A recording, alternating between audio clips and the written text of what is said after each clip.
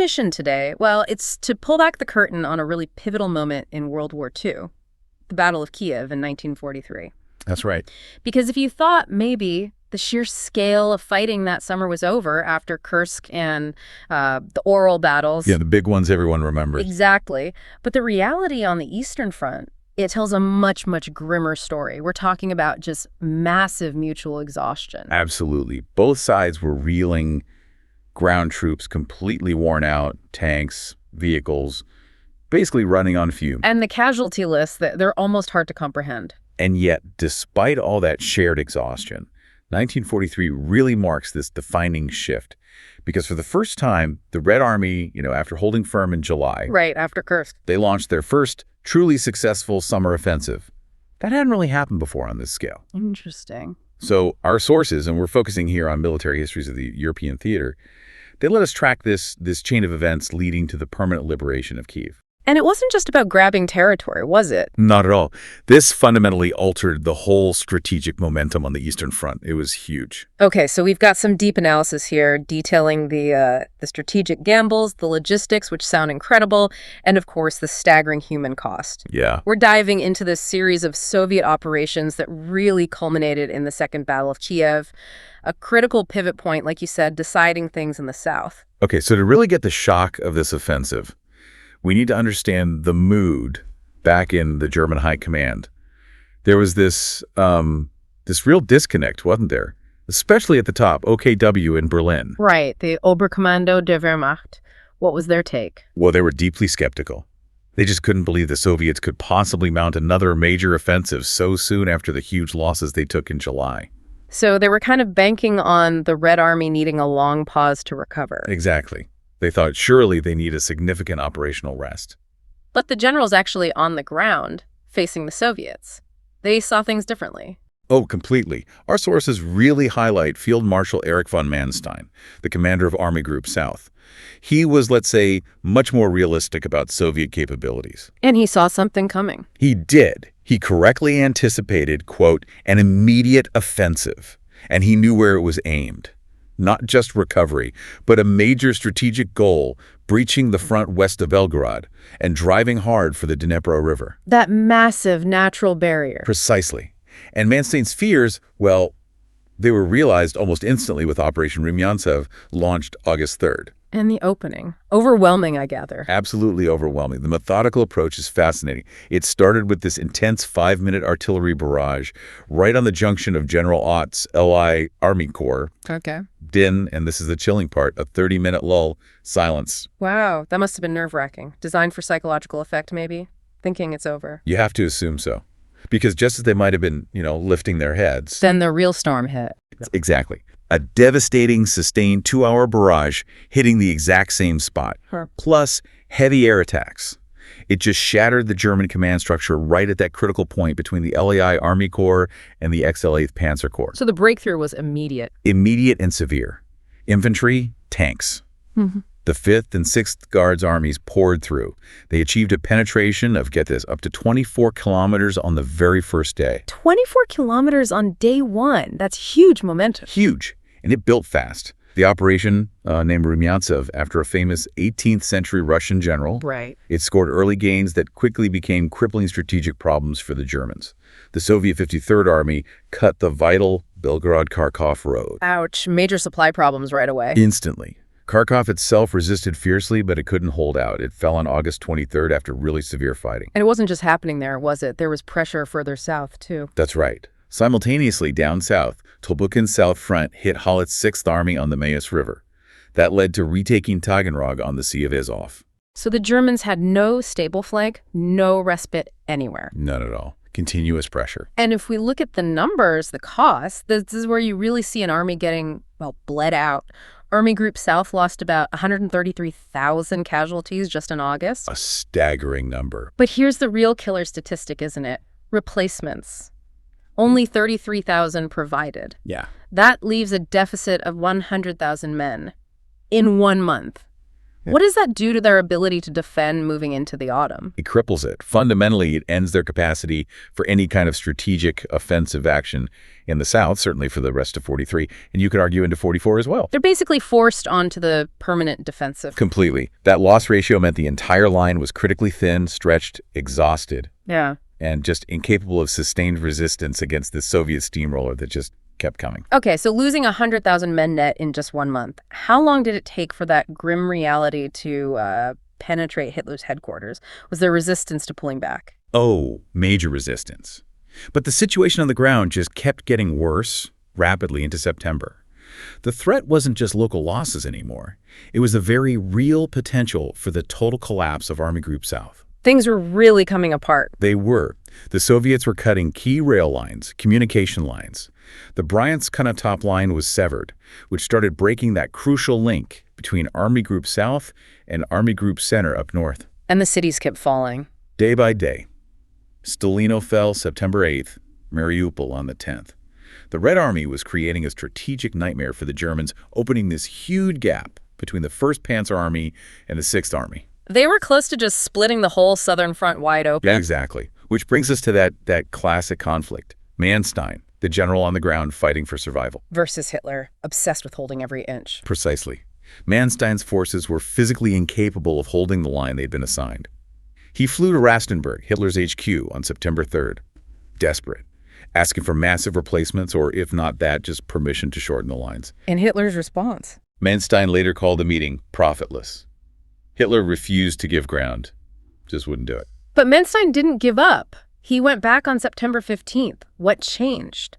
What finally made Hitler agree to withdraw to the Dnieper? I think the reality was just undeniable by then. Manstein was blunt this time. Our sources quote him saying, and this is powerful, the fate of the whole Eastern Front is at stake here. Putting it all on the line. Absolutely. And that message, maybe because the collapse was already happening visibly, finally got through. Hitler relented. He gave permission for Army Group South to pull back to a line running from Melitopol along the Dnieper River up past Kiev and then following the Desna River. The birth of the Dnieper Line defense. That was it. The Ostwall, or Eastern Wall, as Goebbels tried to spin it. Meanwhile, the Soviet High Command, Stavik KA, they must have seen this coming, right? Falling back to the biggest river around. Oh, they anticipated it completely. They knew the Germans would have to use that massive natural barrier. So what were their immediate orders? How did they plan to stop the Germans from digging in properly? The key was relentless pressure. No rest for the Germans. Exploit the withdrawal. Don't let them consolidate those Dnieper defenses. Keep them moving. Exactly. Yeah. General Rokossovsky's Central Front and General Vatutin's Voronezh Front got the main job. Converge on Kiev, destroy the exposed 4th Panzer Army before it could dig in. And further south. Further south, Konev's Steppe Front was ordered toward Kremenchug. The idea was to stop the Germans forming a stable southern anchor on the river. It was an absolute race to the Dnieper. So the race is on for the Dnieper, and Kiev is the main prize. But before we get into the brutal fighting to cross the river, we really need to pause and remember what Kiev represented. It wasn't just a dot on the map. Absolutely not. Kiev is, one of Eastern Europe's oldest, most significant cities. Founded way back in the 9th century. Huge historical, cultural, political weight. And its loss back in 1941, that was a massive blow to the Soviets, wasn't it? Militarily and symbolically. A true catastrophe. That huge encirclement battle in August-September 41. The Soviets lost something like 450,000 casualties. Just staggering numbers. And when the German troops entered the city on September 19th, 1941, the military disaster quickly turned into something else entirely. It became a humanitarian nightmare almost immediately. The military occupation merged, just chillingly, with the machinery of the Holocaust. Right behind the regular soldiers came the SS Einsatzgruppen. The mobile killing squads. Exactly. Dedicated killing squads. And they immediately looked for a pretext, any excuse, to start mass murder. And they found one. Our sources point out that parts of the city were set alight around September 25th. It seems this was actually done by NKVD troops. The Soviet secret police were still hidden in the area, a sort of scorched earth tactic. But the Germans used that as their justification. They seized on it, used it as the excuse they needed to launch this horrific wave of violence, specifically targeting the Jewish population. Which led directly to the Babi Yar massacre. Can you describe the sheer scale of that? It's hard to fathom. It truly is. On September 29th and 30th, just days after those fires, roughly 34,000 Jewish men, women, and children were systematically marched to the Babi Yar ravine, just outside the city. 34,000. In 2 days. Marched there and then shot methodically by SS Colonel Paul Blogel's Sonderkommando 4A unit, backed up by SD, other SS units, and even local police collaborators. Were there any survivors? A tiny handful managed to escape, but it was essentially a complete annihilation of those taken there. And this single event, horrific as it was, marked just the beginning of 3 years of brutal German terror and mass murder in Kiev. And that is the terror that Rokossovsky and Vatutin's fronts were now being ordered to end. So capturing Kiev, it was a political necessity, a moral imperative, and it maybe even more than just a military objective. Absolutely. The symbolism was immense. But the military challenge ahead, just crossing that huge Dnieper River under fire, that was going to be enormous. Enormous is right. The Dnieper and the Desna further north, they were just perfect natural defenses. The Germans generally held the high ground on the western bank, giving them a clear view of the attackers coming across the flat eastern side. Exactly. The eastern bank was often flat, wide open, sometimes swampy. Yeah. Basically the defender's dream scenario. It was incredibly difficult terrain to attack across. But the Soviets, driven by Stavicki's orders, moved with incredible speed, didn't they? Racing the retreating Germans. Incredible urgency, which led to immediate crossings, but they were very, very costly. On September 21st, Al-Kindi's General Rebelko's 3rd Guards Tank Army reached the east bank opposite Kiev. Okay. And Vatutin, knowing every minute counted, immediately ordered a bridgehead established, quote, by any means necessary. No matter the cost. No matter the cost. Rebelko's troops secured a vital foothold just north of Kiev the very next day. That became known as the Bukrin bridgehead. And they held it. They held it and reinforced it rapidly, with the 27th and 70th Armies pushing the perimeter out despite constant, fierce German counterattacks. But securing these footholds involved taking huge risks. There's that really grim story about the airborne drop into Bukrin. Why were airborne ops so risky back then, and what went so wrong here? Yeah, airborne operations were inherently dangerous. They relied completely on precise navigation, perfect timing, good communication. All things were, frankly, major challenges for the Soviet Air Force at that stage of the war. So lots of room for error. Huge room for error. And in this case, it was just a profound disaster. 2 Soviet airborne brigades were dropped at night, September 26th. The 3rd Brigade, through just horrific luck or terrible navigation, they landed directly on top of General von Nobelsdorf's XL-8 Panzer Corps formations. Landed on an enemy tank corps. That's not an insertion. That's just being delivered to the enemy. And it was a slaughter. The source material just uses that word, slaughter. The 5th Brigade didn't fare much better, took terrible casualties. Both units were rendered pretty much useless. Wow. Shows the desperation, though, doesn't it? To secure those bridgeheads quickly. Extreme desperation. But despite that airborne failure, the same day, September 26th, brought a crucial success further north.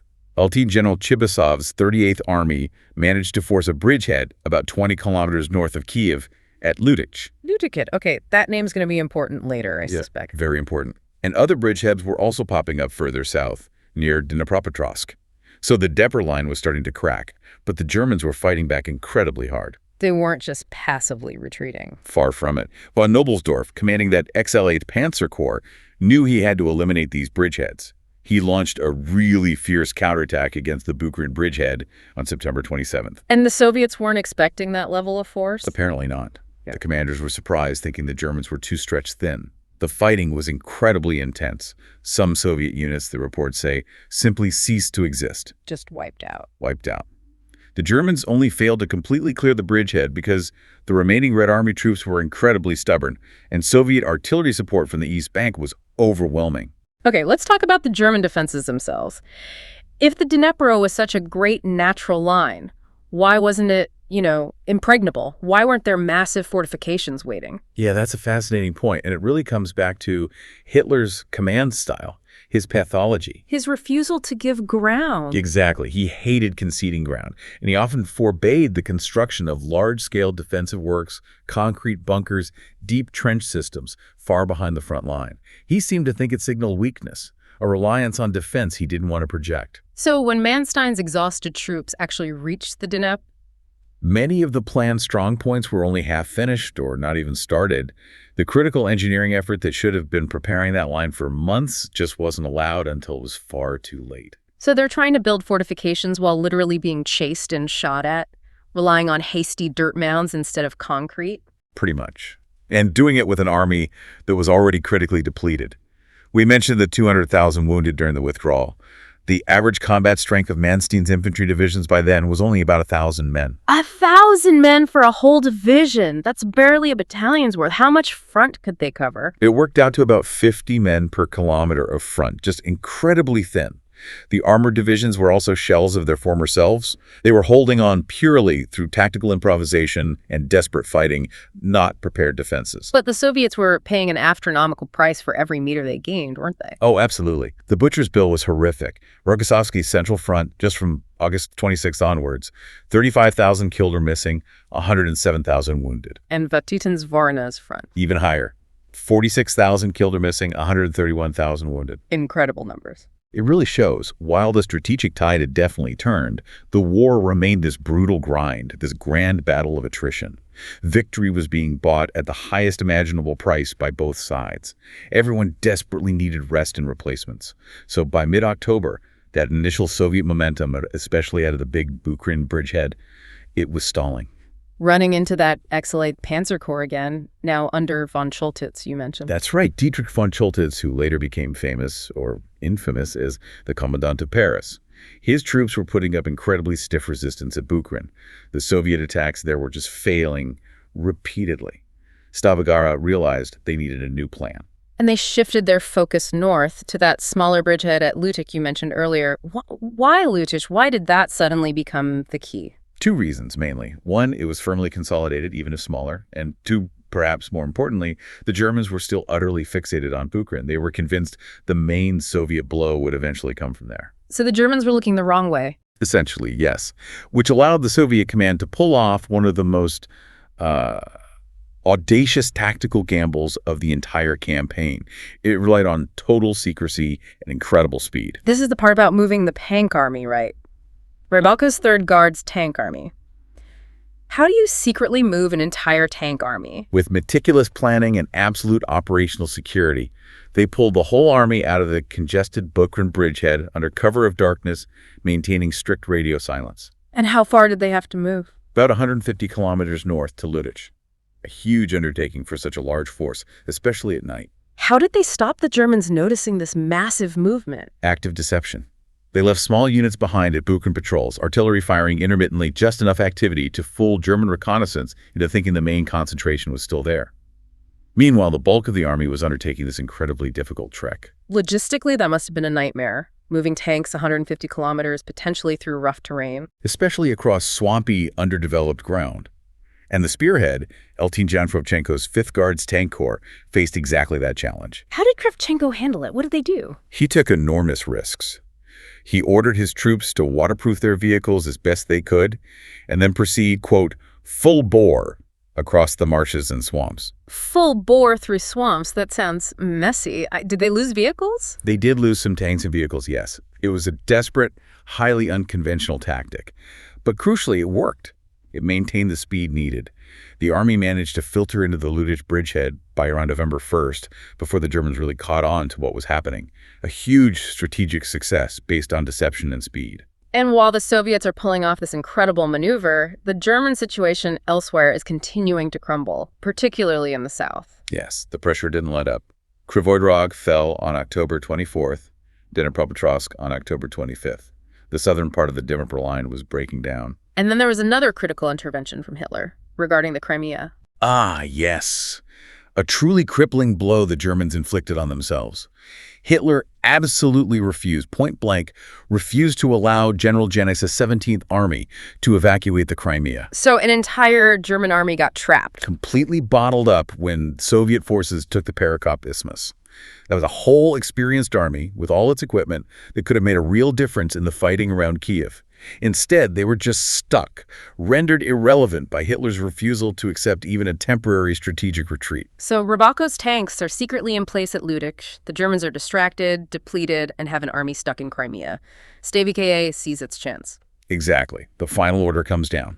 And Stalin characteristically adds a political deadline. Kiev must be taken by November 7th, the anniversary of the Bolshevik Revolution. Making it absolutely non-negotiable. Absolutely. So Vatutin draws up the final plan, overwhelming force directed at the weakest point.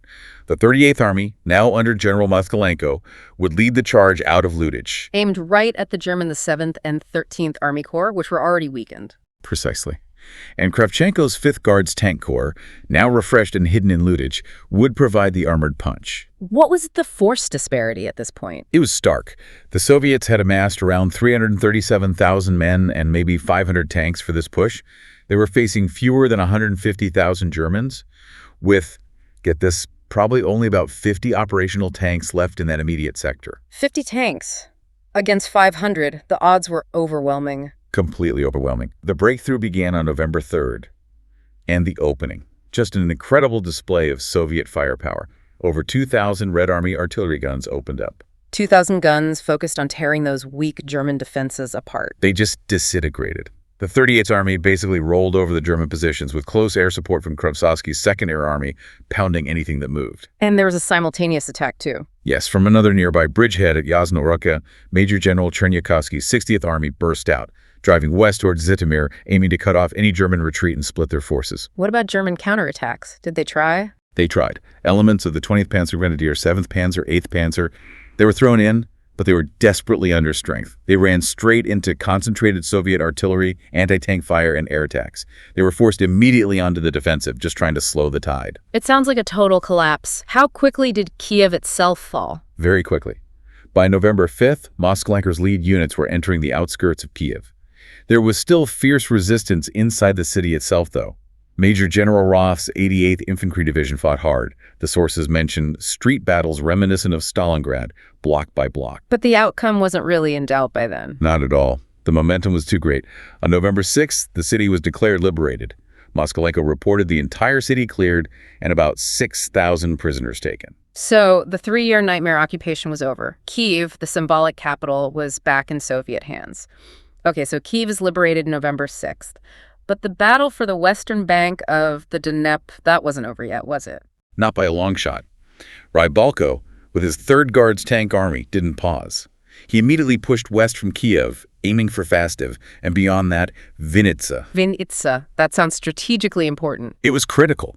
If the Soviets reached Vinnytsia, they would essentially sever the main supply lines for the entirety of Army Group South. It threatened to split the whole German southern front. So the Germans had to react, and react strongly, despite being exhausted. Incredibly resilient, even then. They started rushing reinforcements in, some from as far away as France. We see the arrival of the 25th Panzer Division under General von Schell. A fresh Panzer Division. That sounds like a problem for the Soviets. Well, fresh is relative. They were lacking recent combat training and critically adequate equipment. Our sources specifically mention some of their vehicles were actually captured French equipment from 1940. Captured French tanks from 1940? Like what? Things like the old Char B-1, converted into flamethrower tanks, Flampanzers, obsolete stuff. But even these hastily assembled, under-equipped units were thrown immediately into combat near Fastiv. Alongside more capable units, presumably. Oh, yes. Racing to plug the gap were the elite 1st SS Panzer Division, the LAH, Leibstandarte Adolf Hitler, and their regular Army's 1st Panzer Division. Real heavy hitters. And that influx of German armor, even parts of it being subpar, created an opportunity for them. Did Rybalko push too far? He did. It's a classic case of overextension during a pursuit. Rybalko pushed 2 advanced brigades, one from his 9th Mechanized Corps, one from the 7th Guards Tank Corps, too far south, too fast. And they got cut off. Ran right into elements of the newly arrived LAH near Popilnya and Pavlok around November 11th to 14th. They were surrounded and essentially destroyed as organized units. Destroyed? Completely. Most of the armor and vehicles were lost. Some men managed to escape on foot through the lines, but it was a significant loss of mechanized capability.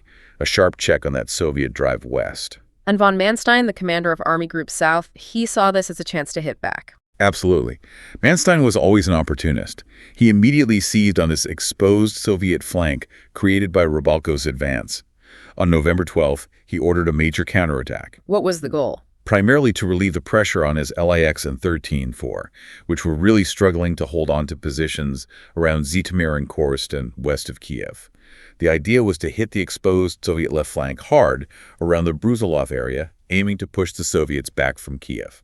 Who spearheaded this German counterattack? The main punch came from the LAH and the 1st Panzer Division, aimed right at Brusilov, which is about 60 kilometers west of Kiev. They were supported by the 7th Panzer and the 68th Infantry Division. Did the Soviets see this coming? Vatutin. Vatutin seems to have anticipated the danger, yes. He reacted quickly, bringing up fresh reserves, the 17th and 21st Rifle Corps, and importantly, strengthening them specifically with extra anti-tank guns and units.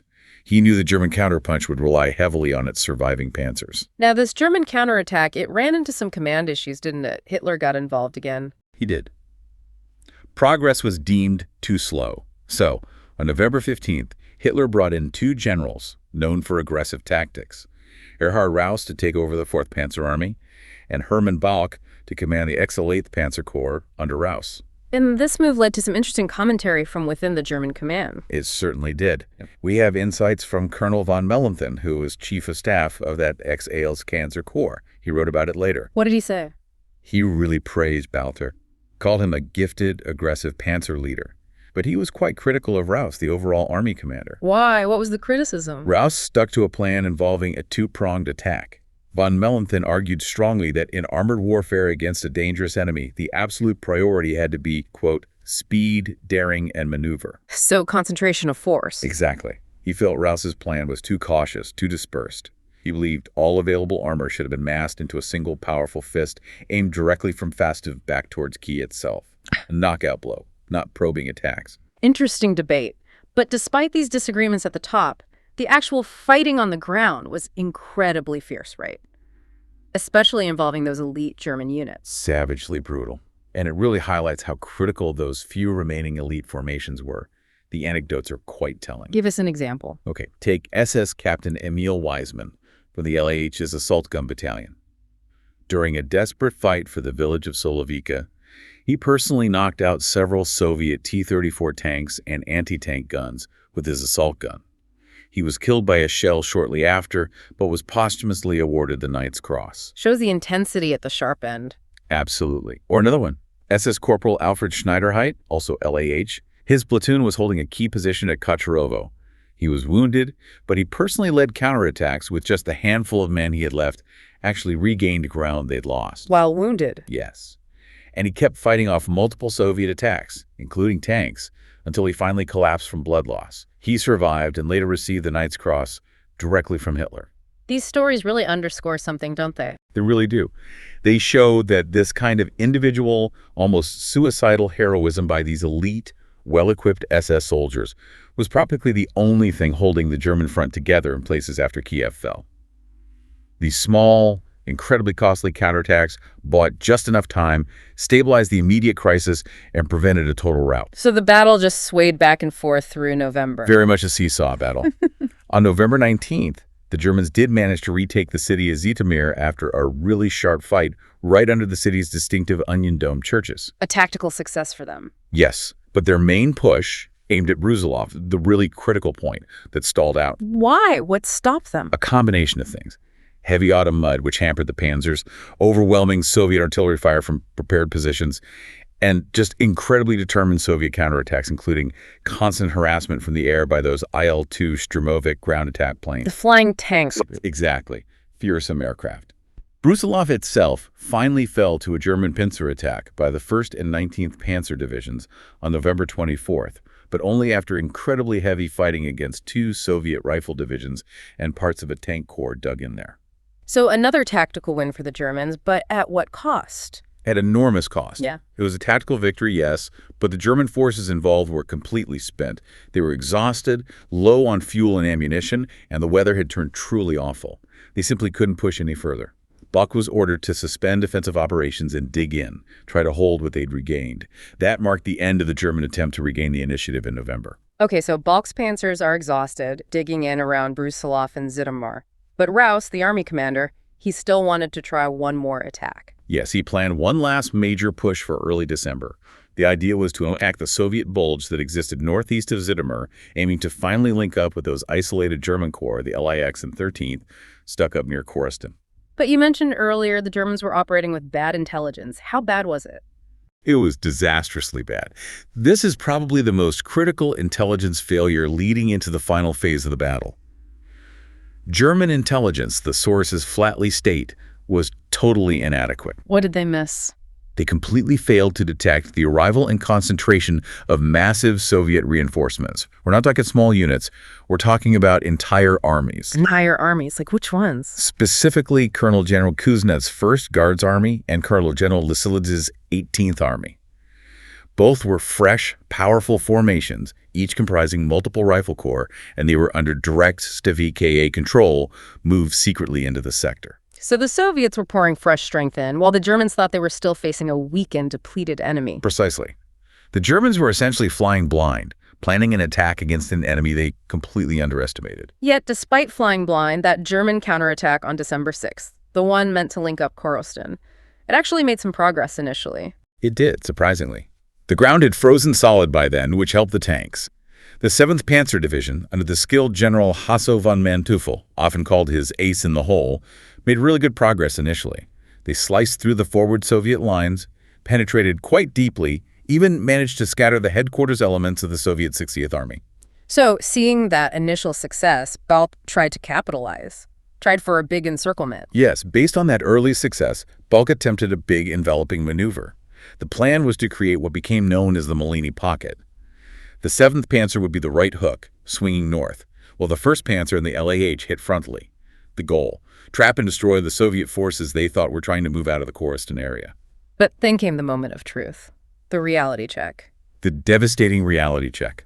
A map was found on the body of a dead Soviet major, and this map revealed the true, terrifying scale of the Soviet concentration facing them. What did the map show? It showed that the Germans weren't just facing scattered units.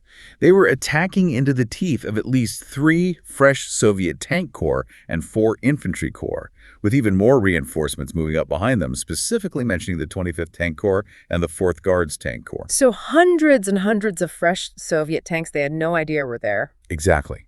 They realized they weren't hitting an exposed flank, they were punching into the heavily reinforced center of a newly established Soviet strategic reserve.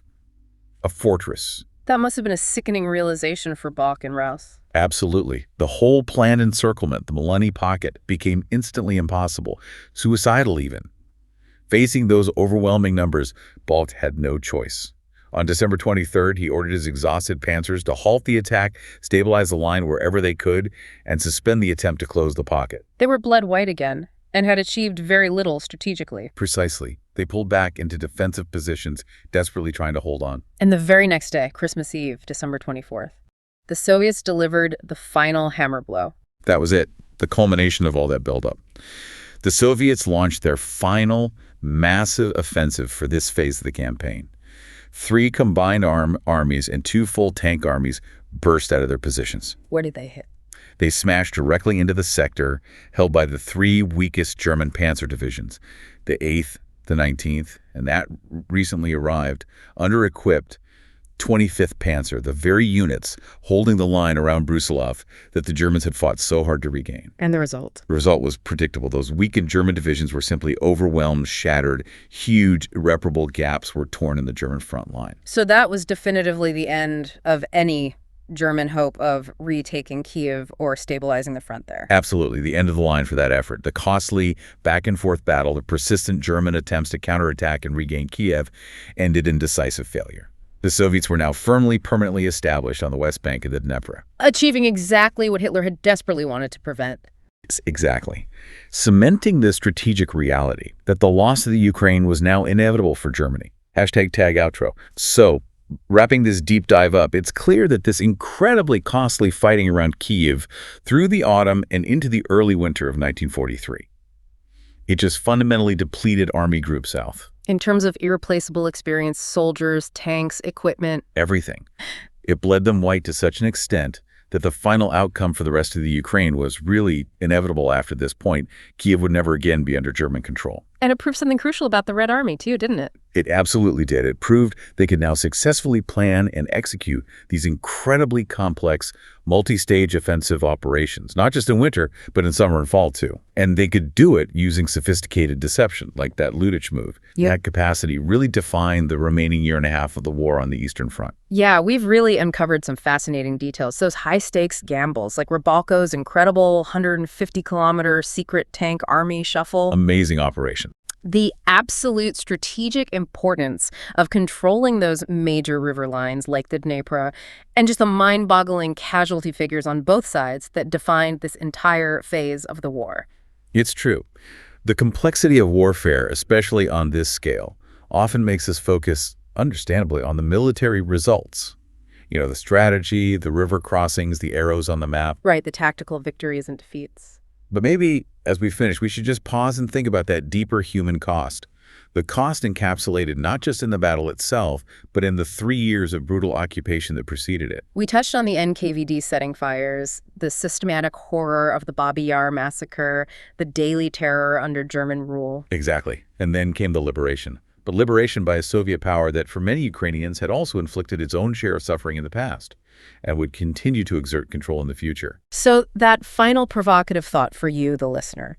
How did this experience, this brutal occupation, followed by a brutal liberation, shape the long-term, complex, and often fraught relationship between the Ukrainian people and the Soviet power that ultimately freed them from the Nazis? That enduring question of identity, allegiance, trauma, born from all that blood and fire, it's certainly something worth reflecting on long after the military maps are put away.